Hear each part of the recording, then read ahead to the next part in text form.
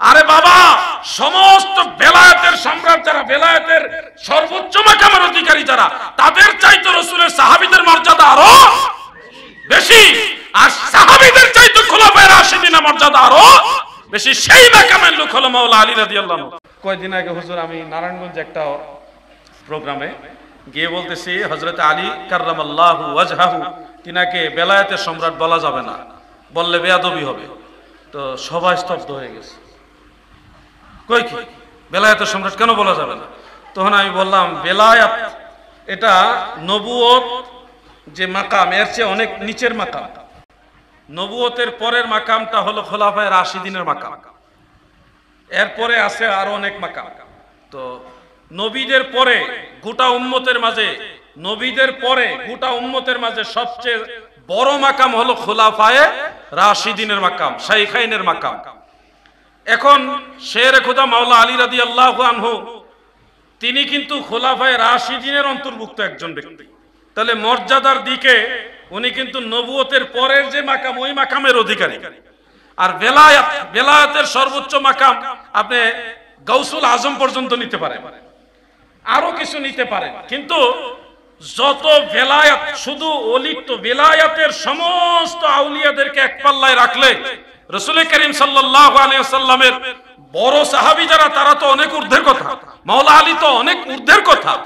একজন আদনা দরজার সাহাবী, ওনার পায়ের ধুলার সমান কোন গাউসুল আজমের মর্যাদা হবে? তাহলে সাহাবিয়াতের মর্যাদা গাউসুল আজমের মর্যাদার চেয়েও বড়, বেশি। আর সেই নরমাল সাহাবীদের মর্যাদার চেয়ে আরো মর্যাদার, বড় মর্যাদার সাহাবী আছে। আর সব বড় মর্যাদার সাহাবীদের চাইতেও বড় হলো খোলাফায়ে রাশিদিনের মাকাম। আর সেই মাকামের অধিকারী হলো মাওলা আলী রাদিয়াল্লাহু আনহু। তিনি আহলে বাইতের সদস্য। আহলে বাইতের মাকামটা আর খোলাফায়ে রাশিদিনের মাকামটা হলো এই বেলায়েতের সকল মাকামের ঊর্ধ্বে। এখন যেই লোক মাস্টার্স পাস, চেয়ারম্যান সাহেব, যেই লোক মাস্টার্স পাস, তাকে যদি আপনি বলেন উনি 5 পাস, তাহলে এটা কি ওনার সম্মান হইল না অপমান করলেন? মাওলা আলী রাদিয়াল্লাহু আনহু খোলাফায়ে রাশিদিনের সদস্য, আহলে বাইতের রাসূলের সদস্য, আর আপনি বলতেছেন বেলায়েতের সম্রাট। আরে বাবা, সমস্ত বেলায়েতের সম্রাট যারা, বেলায়েতের সর্বোচ্চ মাকামের অধিকারী যারা, তাদের চাইতে রাসূলের সাহাবীদের মর্যাদা আরো বেশি, আর সাহাবীদের চাইতে খোলাফায়ে রাশিদিনের মর্যাদা আরো বেশি। সেই মাকামের লোক হলো মাওলা আলী রাদিয়াল্লাহু আনহু। তখন নারায়ণগঞ্জের সবাই বলতেছে, এইভাবে তো চিন্তা করি নাই।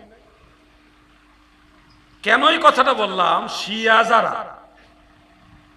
শিয়ারা মাওলা আলী রাদিয়াল্লাহু আনহুকে বেলায়েতের সম্রাট বানাইতে যায়া ওনাকে অন্য সাহাবীদের চাইতে বড় বুঝাইতে চায়। শিয়াদের যত ষড়যন্ত্র আছে এগুলি নস্যাৎ করে দিতে হবে। আপনি যদি এই একটা কথা, শুধু শিয়া হালকা সুন্নি, মানে সেমি শিয়া সেমি সুন্নি, তাদেরকে যদি এই জিনিসটা বুঝাইতে পারেন, এই বেটা বেলায়েতের সম্রাট বললে তো বেয়াদবি হয়, তাহলে দেখবেন না। এর আগে কি মাওলা আলী ওলি ছিল না? মাওলা আলী রাদিয়াল্লাহু আনহু যে বেলায়েতের মাকাম, এটা এই ওলি আল্লাহদের ওই তথাকথিত বেলায়েত না। এই বেলায়েতের অনেকগুলো অর্থ, লুগাতের কিতাবে টোটাল 21টা অর্থ আছে। 21টা অর্থ আমি পাইছি। এই যে মাওলা শব্দের 21টা অর্থ আছে। হ্যাঁ, লিসান আরবে সবগুলি আসে নাই, সব লুগাতের কিতাব আমি যতটুকু পারছি 21টা অর্থ পাইছি। তো এই 21টা অর্থের মধ্যে আমরা যারা ওলি আল্লাহদের বেলায়েত যেটা বলি, ওই বেলায়েত মাওলা আলীর মাওলা, এটা দিয়ে ওইটা বুঝায় নাই। বুঝতে কিছু জ্ঞান দরকার দাদু, লুগাত বুঝতে হবে, আরবি শব্দ ভান্ডার এগুলি সম্পর্কে জ্ঞান থাকতে হবে। বাংলা কিতাব পড়া কি করবেন? সব জায়গায় এখন নোট বই, গাইড বই, এখন সব বাংলা হুজুর। কামেল পাস মেশকাতের ইবারত পড়তে পারে না, এরকমও আছে। তো এটা আমাদের জন্য, আমাদের গোটা জাতির জন্য এটা দুঃখের একটা অধ্যায়। চেষ্টা করবেন সবাই, এখন বক্তা হইতে লেখাপড়া করে। হ্যাঁ, লেয়ার নিচে নেমে গেছে, সত্য কথা। এখন যারা মাদ্রাসায় পড়ে, মেজরিটি বক্তা হওয়ার জন্য পড়ে, আলেম হওয়ার জন্য পড়ালেখা করে না। আমি যখন দাখিলে পড়ি, শ্রীমঙ্গল গাউসিয়া শফিকিয়া সুন্নিয়া দাখিল মাদ্রাসা, যখন দাখিলে পড়ি, ওই মাদ্রাসার যিনি প্রতিষ্ঠাতা জমিদাতা এবং মাদ্রাসার সার্বিক খরচ বহন করেন, তিনি আসলেন, আলহাজ সিরাজুল কবির সাহেব, সিরাজুল ইসলাম সাহেব, তিনি এবং আরো যারা পরিচালনা পর্ষদের যারা আছে মাদ্রাসা সবাই আসলেন, আমাদের ক্লাসে ঢুকলেন। সর্বপ্রথম আমারে দাঁড়া করেছে। আমি ছোট মানুষ, ওই সময় আরো এমনিতে এতগুলি মানুষ দেখে ভয় পেয়ে গেছি, আবার সবার আগে আমারই ধরছে। তো ভয় জিজ্ঞাসা করতেছে তোমার নাম কি? নাম বললাম। বাড়ি কোথায়? বাড়ি অমুক জায়গায়। তো অত দূরে বাড়ি, তুমি শ্রীমঙ্গল পড়ালেখা করতে আসছো কার মাধ্যমে? তখন আমার উস্তাদ আল্লামা মুফতি আবু নাসের জিহাদি সাহেব হুজুরের নাম বললাম। তো সবাই আবার হুজুরকে খুব শ্রদ্ধা করে, মোটামুটি জানলো। তখন উনি প্রশ্ন করলেন যে তুমি মাদ্রাসায় পড়ালেখা করতেছো এখানে কেন? এই মাদ্রাসায় পড়তেছো কেন? আমি এক কথাই বলেছিলাম, হুজুর আমি মদিনাওয়ালার সুন্নিয়তের গোলামি করব, সে গোলামির জন্য মাদ্রাসায় আসছি। তখন আলহাজ সিরাজ সাহেব অত্যন্ত ভালো মানুষ, উনি সিরাজুল ইসলাম সাহেব অনেক ভালো মানুষ, বুঝেন না, জমি, মাদ্রাসার ভবন, খাওয়া দাওয়া যাবতীয় সব উনি বহন করে একা। উনি বলতেছে যে আজকে তোমার কথাটা শুনে আমার কাছে মনে হইলো যে আমি একটা ভালো কাজ করতেছি। মাদ্রাসাটা করার যে একটা সফলতা, এতগুলি টাকা মাসের পরে মাস এত টাকা খরচ করতেছে, বলতেছে আমার কাছে মনে হইলো যে আমি একটা ভালো কাজ করতেছি।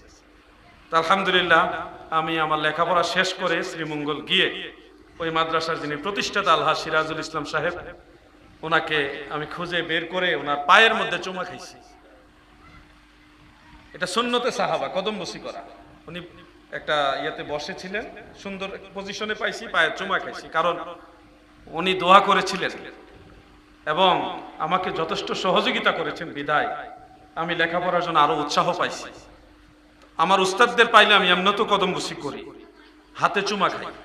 এই হাতে চুমা খাইলি এক দলের মানুষ আছে, আমার হুজুরে জিহাদি সব চুমা খেলে ছবি প্রচার কর। আরে বেটা, ছবি প্রচার করলেই কি না করলে এটা সুন্নত নাকি হুজুর? এটা অবৈধ কাজ তো না। আলেমদের পাইলে চুমা খাই, ওনাদের হাতে চুমা খাই, সময় পাইলে সুযোগ পাইলে পায়েও চুমা খাই, এবং এটা সুন্নতে সাহাবা, দলিল আছে, 10 জন সাহাবী থেকে হাদিস আছে। আমি আলাউদ্দিন জিহাদি কখনো এটা কার্পণ্য করি না। কোন আলেম পাইলে সবার আগে ওনার হাতে চুমা খাই, সুযোগ পাইলে পায়ে ধরে কদম বসি করি। আমি নিজে আমল করি, আপনাদেরকে আর পরে বলি আপনারাও আমল করেন।